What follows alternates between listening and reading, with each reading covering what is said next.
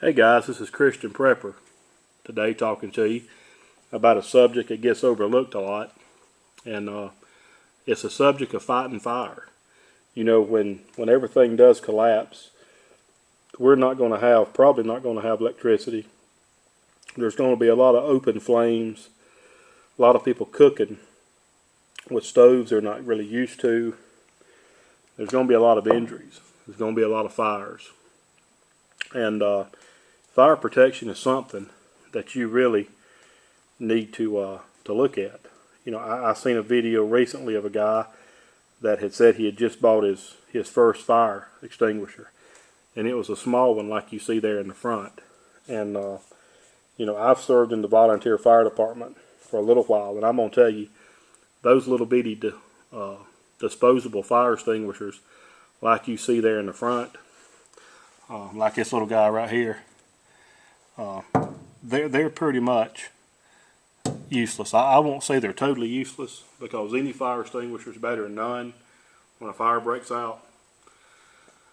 But you know, you go to Sam's or Walmart and you're going to pay 20 to 40 bucks for a disposable fire extinguisher. And one thing you got to consider is when you got a grease fire or, you know, electrical fire, when those little fire extinguishers, when you trigger them, you've got like a 6-second continuous blast or an 8-second blast, depending on how big your fire extinguisher is, and then that's it. So if you can't get that fire put out in that length of time, it's a done deal. Now, so I wouldn't suggest you go out and buy a disposable fire extinguisher. I just think you're wasting your money. A year down the road, 2 years down the road, you can't have them recertified. You can't refill them. They'll leak out, and I wouldn't recommend you buying a fire extinguisher like this. I would recommend you buying a fire extinguisher like these. Now, these are commercial fire extinguishers, and I have a good many of them. These two that I keep here at my shop, I have ones like this at my home. I have ones like these at all my businesses. Now, these things are pretty high if you go out and buy them new, but you don't have to buy them new. I don't know if you look right here. This is from Anderson Fire and Safety Equipment Company.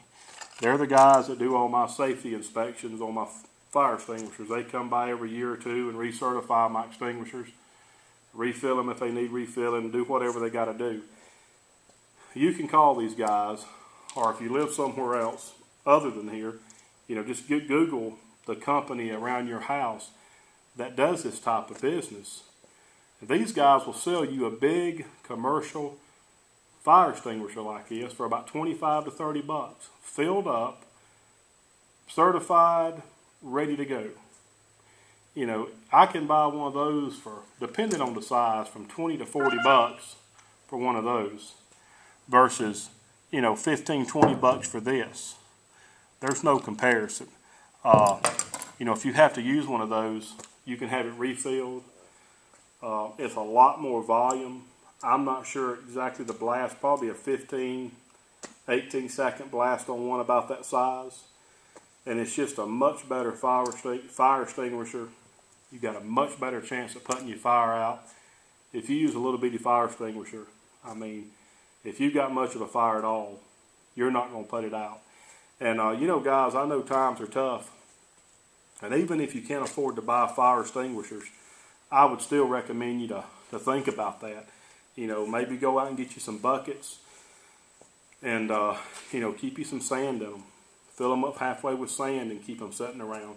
You know, with a grease fire or any type of fire, you know, you can pour sand on it, pretty much eliminates it. It's not going to be as good as a fire extinguisher, but it's better than nothing. You know, even in some instances, if you're heating with wood, you know, you got a wood fire, you know, keep you a couple of bottles or buckets of water sitting around. Of course, if you're cooking with grease and doing any type of cooking, I had much rather use sand. And you can even paint your buckets red or yellow to notify you that's her fire bucket. That's her part of her fire extinguisher. You know, my grandmother, when she used to use candles a lot on her table and oil lamps and stuff, she would keep a little bucket of sand sitting in the kitchen, and that was her fire extinguisher. and it works great. So, but anyway, guys, that's all I have for you today. I just wanted to give you a heads up. This is one thing that's overlooked, and it's not as cool as rifles and ammunition and all this other stuff, but it's stuff that could be essential. That could save your life, and better yet, it could save your retreat. It could save your family. So don't forget about fire extinguishers when everything goes down, and people are having to use alternative methods of heat and cook. I'll assure you, as many idiots as we have, there is going to be a lot of fires. You know, you look at countries where they cook over open flames, and there's kids and adults alike that get burnt to death all the time. And it's just a different environment to live in. So anyway, guys, have a blessed day, and we'll talk to you later.